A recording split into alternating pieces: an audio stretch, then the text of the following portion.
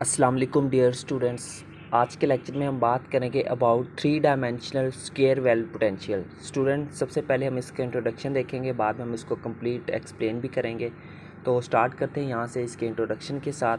Suppose that a particle is restricted to move in a box A B C, ठीक है, where the potential v is equal to 0 inside the box is 0 and outside the box infinite. ठीक है, फ़र्ज़ कर लेते हैं कि हमारे पास कोई भी एक पार्टिकल है और उसको किसी भी एक बॉक्स के अंदर मूव करवाया गया है, ठीक है, जिसकी जो लेंथ है वो ए बी सी है और उसमें जो पोटेंशियल है वो इनसाइड द बॉक्स 0 होगा और जो आउटसाइड द बॉक्स होगा वहाँ पे पोटेंशियल क्या होगा, इन्फिनाइट होगा। ठीक है, फ़र्ज़ कर लेते हैं कि ये जो है हमारे पास वो जो बॉक्स है वो हमारे पास क्या है, ये है। ठीक है,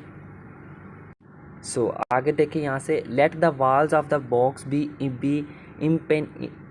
impenetrable and so the probability of finding the particle at the walls of the box is 0। फ़र्ज़ कर लेते हैं कि उस बॉक्स की जो वॉल्स है वो क्या है, हमारे पास इम्पेंट्रेबल है। इम्पेंट्रेबल से मुराद है कि हम उसमें से कोई चीज़ एक साइड से दूसरी साइड पे शिफ्ट नहीं हो सकती। और इस तरह से हमें पता चलता है कि जो उस पार्टिकल को फाइंड करने की जो प्रोबेबिलिटी है वाल्स के अंदर, बॉक्स की वाल्स में, वो क्या है, हमारे पास 0 है वहाँ पर। ठीक है, तो इसका मतलब हम यहाँ पे ये लिख सकते हैं, ये वाला, यानी कि Sai into 0y(z), Sai x0z और Sai xy0 is equal to 0। इसको हम क्या देते हैं, क्वेश्चन नंबर 1 का नाम दे देते हैं। ठीक है, नाउ अब हम देखिए क्या करते हैं कि अब हम तीनों साइड के साथ ले लेते हैं। साई a(y)(z) बराबर होगा हमारे पास psi x(b)(z) which is equal to psi xy(c)। इसको हम क्या देते हैं, क्वेश्चन नंबर 2 का नाम दे देते हैं। ठीक है, आगे देखिए यहाँ से, since the Schrodinger equation in 3 dimensional for a free particle to move in the box is. अब हम जानते हैं कि हमने श्रोडिंगर वेव इक्वेशन को ड्राइव किया था 3 डायमेंशनल बॉक्स में, तो वो क्या थी हमारे पास, ये वाली वो इक्वेशन थी। ठीक है, ये आपको याद होगी। ठीक है, इसको हम ले लेते हैं, इसको हमने इक्वेशन नंबर 3 का नाम दे दिया यहाँ पे। Let us solve the equation by method of separation of variables. अब हम इसी इक्वेशन को सॉल्व करेंगे by using method of separation of variables.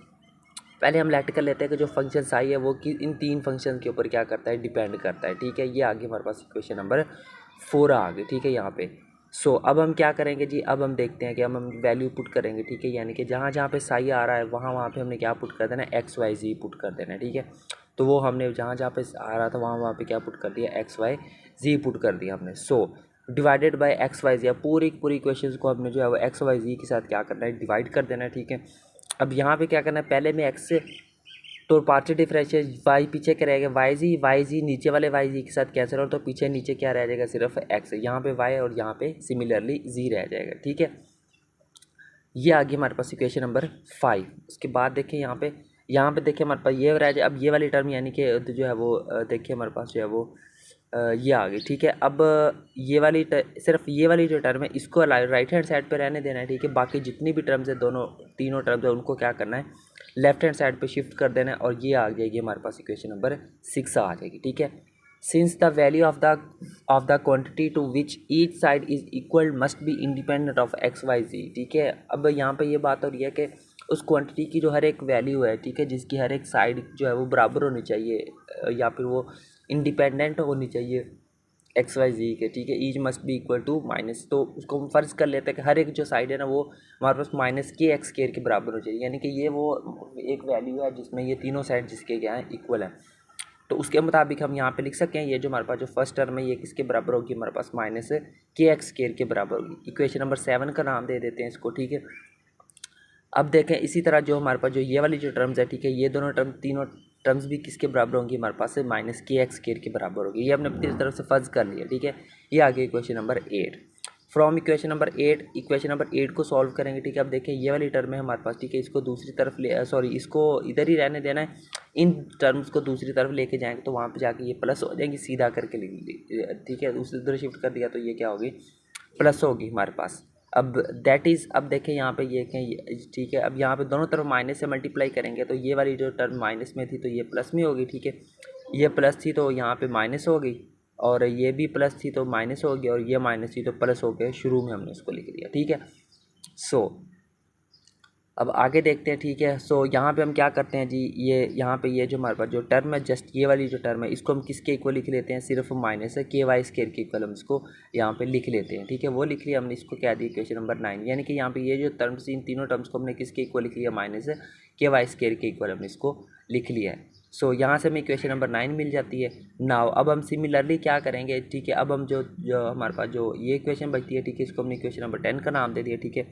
From equation number 10 अब हम 10 ले लेंगे, ठीक है। 10 में अब हम क्या करेंगे, वही काम जो हमने पीछे किया था, ठीक है। यहाँ से इस इक्वेशन को भी और इस इक्वेशन को भी दूसरी तरह, यानी कि पहले हमने y के लिहाज से इसको सॉल्व किया था ना, अब हम z वाली टर्म के लिहाज से इसको सॉल्व करना है, same as it is solve करना है, ठीक है।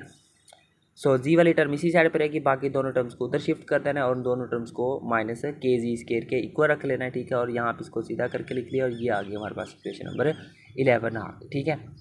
सो यहाँ पे देखिए k x square plus k y square plus k z square is equal to 2m E over H का स्केयर, यहाँ से एच का स्केयर को जो है वो एच स्केयर ओवर 2m को, यानी कि इन दोनों टर्म्स को दूसरी तरफ शिफ्ट कर देना है, इधर ई सिर्फ अकेला रह जाएगा, तो ये आ जाएगी हमारे पास इक्वेशन नंबर 12 आ जाएगी, ठीक है। सो इसको हम लिख सकते हैं, hence the general solution of equation number 7, equation number 9 और 11 इज गिवन बाय। तो उसका जो जनरल सॉल्यूशन है इक्वेशन नंबर 7, 11, 9 और 11 का, वो हमारे पास क्या आता है, वो हमारे पास आता है ये वाले हैं सिमिलरली, ठीक है, रेस्पेक्टिवली।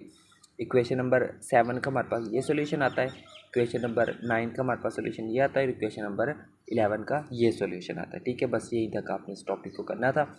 तो बस इतना था टॉपिक हमारा आज का, ठीक है। उम्मीद करता हूँ आपको आज का टॉपिक भी समझ आया होगा, ठीक है। कैलकुलेशन है सारी मैथमेटिकल।